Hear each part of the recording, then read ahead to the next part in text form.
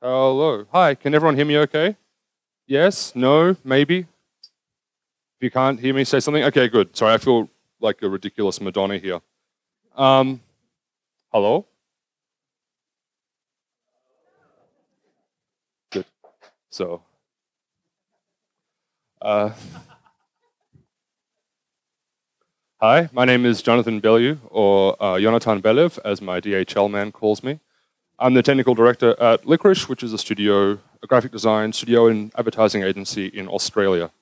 Um, this talk is a super speedy overview of the topics that I'll be covering, so please don't mind that I skip over things very quickly, but this is my internet name and we can talk online or in person later on in much more depth. So, as I said, I work at a design agency, but as a computer programmer, and before that I ran a design studio also as a programmer. So I have a fairly long history working as a programmer within design practices. And because of that, I've learned some pretty cool things about the best ways that designers and developers can collaborate on creative projects and outputs. So, yes, today we're talking about using the web and things you know about the web, but to make things that are not for the web. And hopefully this will help you make some friends along the way. So here is some context. So at the moment, if you're a developer, this is probably much of your life. You use tools to make things for the web and use them to go back to your tools, and you have this very tight feedback loop. And this is sort of where your skills lie and where you are best working. Manipulating code to make things in the browser, which is the endpoint for most of your work. And today's talk is about this. It's about using those exact same skills and that feedback loop in a process or in a workflow. So possibly taking non-web things into it and possibly pushing non-web things out of it. So taking your exact skill set as it sits today, but working alongside others to make things you might not have made before. So the talk will be in two parts. First, some pretty things that I've made before using these approaches, and then some things that I've learnt and can talk about. But we'll start with the pretty things. Pretty thing number one is for a company called Man with a Van, which is a pretty awesome business name. I heard there used to be a removalist in Berlin called Jean-Claude Van Man, which is obviously better, but they are gone now. So yes. So company, Man with a Van, project rebranding, and the friend involved is Shane, who is our design director at the moment at Licorice. We were doing some other work for this company, some design work, some strategy, and they started out as literally two men with a van, and they have grown over time to be a very large company. But unfortunately, as you can see, their brand didn't really come along with them. It's still charming and unique and simple, but they really love it. And so the brief was, we can do anything we want for them as long as we don't touch the logo at all. So this is a story about how I didn't touch the logo at all and only made it change in every possible way. So previously I'd been working on a project called Skeletor, which was experimenting with different ways of making typography and type design programmatically. And it was built on this idea of separating type into a skeleton and into a output so that you could manipulate one without the other. One example being that you could stretch letter forms without stretching the resulting strokes, so they would still look nice. They wouldn't look like a meme or something terrible like that. I'd shown this to Shane. Shane had filed that away in the back of his head years ago. And then when it came to this project, he pulled it out of his brain. And the idea was basically like this. The logo is the majority of their brand. And the logo is not very good. And they put it on everything, and they always stretch it. So even this bad logo, this is the best it ever looked. It often looked worse and more stretched. And we thought, well, rather than trying to move away from that, if they always stretch it and they always use it in their branding, and if moving things is about fitting things properly into the space that's available, could we have a logo that could not be broken, a logo that could be pushed and pulled in any way based on the requirements of the particular printed or digital outcome, and looked good. So we started with a sketch. So this is just in the browser with paper.js, and this was like 2 hours after we started talking about it, to prove if it was possible to do something without looking entirely horrible. There's no real nuance to this, but it shows the basic principles. Now, animating it allowed us to immediately see that there was this full range of options. And being in the browser, it meant that I could send a file or host it locally, and the designer could see it straight away. He could easily see how it's going to work. And more importantly, we can send that file directly to the client. And so suddenly, in 2 hours, we have more than a storyboard or hand-built designs could ever communicate. And we got a sign-off because they could easily see what's going on. And of course, you would not use this hacky overlapping shape structure built in crappy JavaScript for a proper logo design, but in terms of visualizing the idea quickly, the web skills are perfect.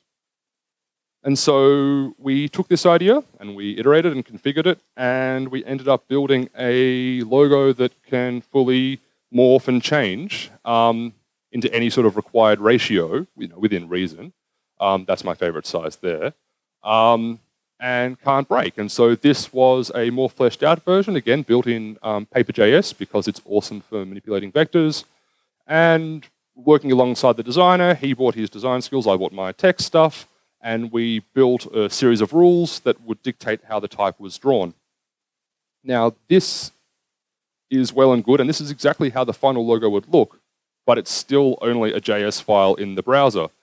And given that we want to be using this in millions of different ways and different sizes, I don't want the designers to come back to me every time I have to render a new one. But luckily, because we're in the browser, there are tools available to us to make things easier for the designers. And this is what the designers see. They just go to a web page hosted on the intranet at work, requires nothing extra. They just type in the dimensions of the file they need. And then, using the filesaver.js, it automatically takes the SVG, creates a blob, makes it download in the browser straight away, even puts the ratio in the file name so that your downloads folder doesn't get full of man with a band 1, 2, 3, 4, 5, 6, 7. And then that file goes straight into their print software and they can work with it as they want. There's a couple of the trucks on the road, and you can see they went to town and really put as many of the different configurations as they can. And redrawing each of those to the exact sizes in Illustrator would have been prohibitive. But now that we've put this tool together, they can squish it every which way. And then, it ends up going into the television commercials, and they sort of then play on the idea that the trucks move and the logos change size. And so that was a good project where I got to work with the designer and build something that's very sort of designy, outputty. That is well beyond my skill and means, but together we made something that neither of us could have made on our own.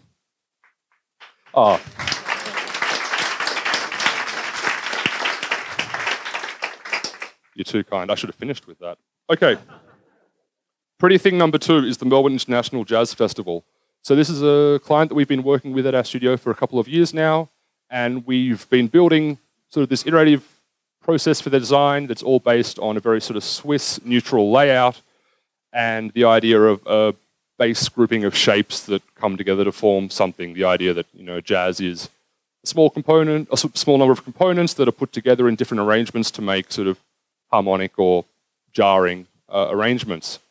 And so this was last year's one, and Andrew was the designer, there was the friend on this one. We're talking about different ways that we could put these shapes together with some sort of algorithm or some sort of, we could listen to music and the music could change it, or someone could play a keyboard on MIDI and it would make the shapes come together. And that never happened. Because it was really hard, and it turns out we only needed 3 versions of the pattern across the entire program. So, too much. But again, Andrew filed that away. And then he came to me this year and he said, I want to push things a bit further. He said, I want to look at the shape of sound, as you can see with the spectrograph on the left, but I also want to maintain this flat shape approach that we've had all these years, such as, with Scanline or Vectrix, old arcade games. So, again, start with a fast test that looks like shit. So this, unfortunately, was exactly what we asked the computer to give us. So this is Three.js taking an audio feed and doing a bus Fourier transform to give us the waveform data from a jazz song, and then going through a canvas renderer so that rather than using a standard 3D renderer, we could get flat shapes and get consistent line weights throughout the depth field and so on. And this, is exactly what the song sounds like, looks like, and it is in no way what we wanted. It would probably be good for like an electronic music festival or something, but it in no way evoked the characteristics of the jazz music, which is what we were trying to do in the first place. And then really what we decided we wanted was not to literally represent the music, but to figuratively represent the music. And that means that a human needed to be involved to craft what would be shown.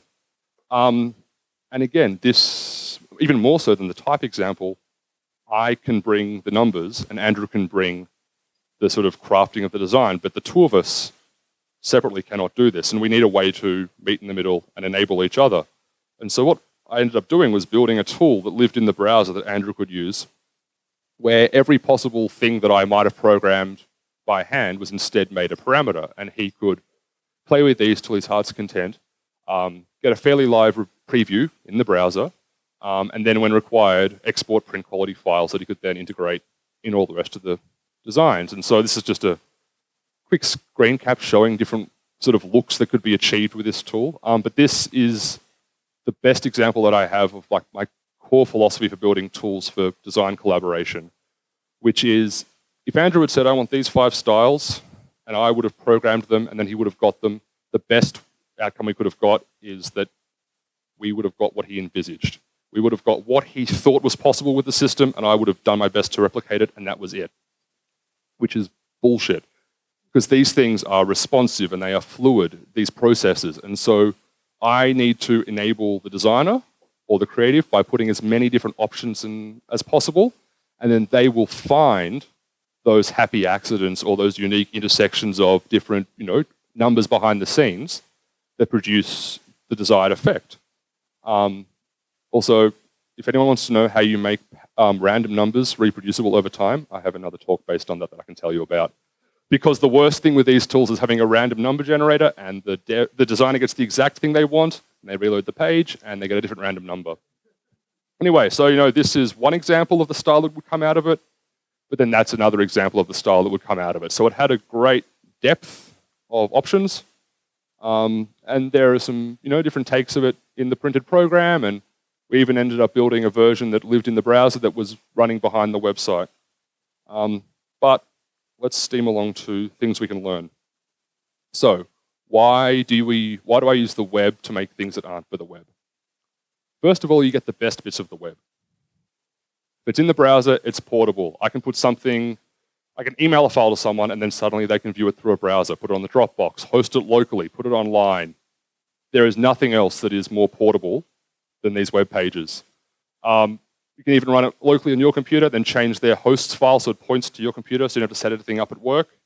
You can even, that's the one-line server, so you can run a proper server on your computer, change their hosts files, and it's the best. You get a whole lot of stuff for free. So you get access to all sorts of image inputs, movie files, CSS for styling. This is the best way to be styling things. You get JavaScript, so you can actually script your work. You get a full network stack, so you can request things and play with data. You get CSS animation if you're doing video production or live installations. You get, like buttery 60 frames a second animation. You get fonts, and including not just web fonts, but any font that's installed on the system if you're controlling the environment these tools are being used in, including like internationalization. So you can even choose different font fallbacks for different character sets. And you get to use all the tools and all the processes you already know and love, which is a big thing. You can use the area that you're comfortable in to work in new areas of design and collaboration, and suddenly it's one less bit of it is scary, Very inputs. So obviously you can import a shitload of text into the browser and it doesn't care. Seriously, take the biggest amount of text you think you can put in a browser and I promise you it can take it. We have a tool that solves crosswords with a very, very large English dictionary, and it doesn't break a sweat. Anything that is text or data, like any data that's in a text format, you're cool. You can get raster images in either through local file access or through a canvas loader or through a WebGL texture. You can load vector images through SVG, which Illustrator can output and input for you. You can include 3D OBJ files through the 3JS loader. You can input video and audio. You can live capture video or audio. You get a full interaction model, so you can live record people using the mouse or the keyboard or external inputs that are coming in through different ports. You ditch all the bits about the web that you hate. There is no such thing as a file size problem when you're working with this. We have a web page internally that allows our team to search through our entire file repository for all design files. And the web page is 60 megs big. And you load it once in the morning, and then that's fine. It takes a whole second to load because it's caching shit, and then you're fine. So file size is not a problem. We have a tool that exports 30 meg PNGs straight out of the canvas in Safari. So export file sizes aren't a problem. And if it takes a whole second to load, it's not a problem. They're not going to go and use a different tool for generating scalable logos. They're going to hang around and use yours. Same goes for file uploads because you can access things locally. And if someone uses the wrong browser, you just walk over to their desk and hit them in the head. Like, there is no cross-browser issue. Everything is butter. Okay, if you want to write animations in the browser that work at 60 frames per second, you can. We have animations that run in-store in a couple of hundred stores in Australia that do different sorts of advertising loops and what have you. It's all CSS and JavaScript and runs at 60 frames per second on tiny, $200 computers. That's fine, but also most of the time you don't need FPS. The Wave tool that you saw before ran at 8 frames per second and it didn't stop him from using it. We had to render that out at a high res for a television commercial and it ran at 1 frame per second. It's fine, you just turn on the screen capture device, capture it over a couple of minutes, and then multiply the speed to 24 frames a second or 30 frames a second in your video editor. Like, it's not a problem. You have a whole lot of tools to interact with your device or your program. So if you want to have vector display, Raphael.js or Paper.js allow you to work with those. D3 can help you visualize the data that you have and are working with. Obviously, you've got CSS, very powerful for styling things. And there are multiple tools to help you to build the interface to work with your code. Dat.GUI is an awesome one that basically hooks straight into the JS and allows you to use little sliders, but also native controls. We've got sliders in HTML5. We've got a color picker, date picker, the little thing with a number with little buttons, then they go up and down. There's those as well. Okay, you can also get heaps of stuff out. FileSaver is the program you saw before where you can save something and it automatically takes either a text representation or a base64 blob, gives it a file name and puts it straight in your downloads folder. File Reader allows you to access local images. You can actually use the file protocol in Firefox if you turn off local security, so you can access your entire hard drive through Firefox.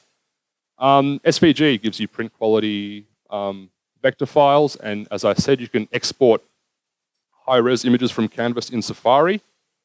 OpenType.js and GIF.js. These are amazing. You can parse, create, and export OpenType files and animated GIFs, and there are other parsing libraries out there.